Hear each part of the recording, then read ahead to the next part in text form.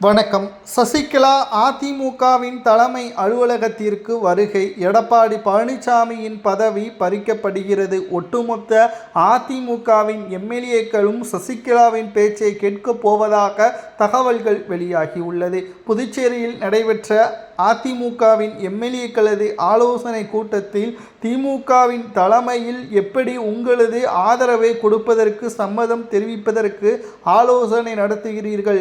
தமிழ்நாட்டில் திமுக எம்ஜிஆருக்கு செய்த துரோகம், ஜெயலலிதா அவர்களுக்கு செய்த துரோகத்தை நினைத்து பார்க்க வேண்டாமா? இந்த பேச்சை ஆரம்பத்திலேயே முடித்திருக்க வேண்டும்.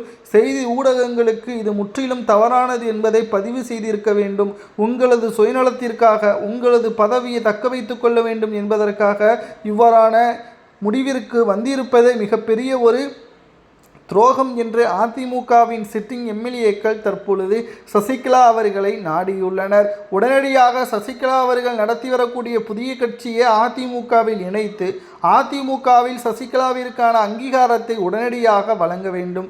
அதிமுகவின் அலுவலகத்தில் சசிகலா அவர்களை அழைத்து வருவதற்கான உத்தரவை அவைத்தலைவர் தமிழ்மகன் உசேன் அவர்கள்தான் பிறப்பிக்க வேண்டும். இல்லை என்றால் நாங்கள் கூண்டோடு ராஜினாமா செய்தால் மீண்டும் அதிமுகவால் ஒரு எம்எல்ஏக்களை கூட பெற முடியாது. அப்படிப்பட்ட நிலைமைதான் தமிழக அரசியலில் உருவாகி உள்ளது என்ற தகவலையும் அதிமுகவின் சிட்டிங் எம்எல்ஏக்கள் பேசியிருப்பது ஒட்டுமொத்த அரசியல் களத்திலும் மிகப்பெரிய ஒரு அதிர்ச்சியை ஏற்படுத்தியுள்ளது. எப்பேற்பட்ட அதிமுக ஒரு காலத்தில் எம்ஜிஆர் அவர்கள் சிறப்பாக வழிநடத்தி கிட்டத்தட்ட 3 தலைமுறையினர்களாக மக்கள் மத்தியில் பேசப்படக்கூடிய ஒரு கட்சியாக வலம் வந்து கொண்டிருந்த அதிமுகவை எடப்பாடி கையில் வந்த பிறகு தொடர் தோல்வி, ஒன்றல்ல இரண்டல்ல, சுமார் 11 தேர்தல்களில் தொடர் தோல்வியை தழுவிய எடப்பாடி எப்படி சிறந்த ஆளுமையான தலைவராக செயல்பட முடியும் என்ற தகவலையும் நம்மால் பார்க்க முடிகிறதல்லவா?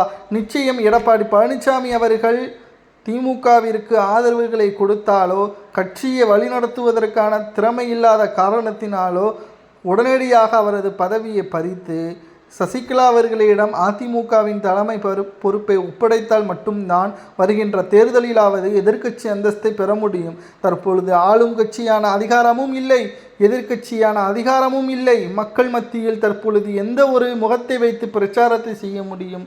பணத்தை அடிப்படையாக கொண்டு எந்த ஒரு முடிவையும் பெற முடியாது. மக்கள் இந்த தேர்தலை சாதி, சமய, மத ரீதியான எந்த ஒரு அடிப்படையான நம்பிக்கை வைத்தும் ஓட்டுக்களை தேர்வு செய்யவில்லை. விஜய் அவர்கள் என்ற ஒரு முகம் மட்டும்தான் இந்த தேர்தலில் பக்கபலமாக அமைந்தது. நமது தலைவர் எம்ஜிஆர் அவர்களை ஏன் மக்களிடம் கொண்டு செல்லவில்லை, அவர்களது கொள்கையை ஏன் கொண்டு செல்லவில்லை என்ற கேள்வியை தொண்டர்கள் கேட்பதும் எம்எல்ஏக்கள் கேட்பதும் சரியா தவிர அதிமுகவின் தலைமைக்கு சசிகலா தகுதியானவரா என்பதை கமெண்டில் கூறுங்கள்.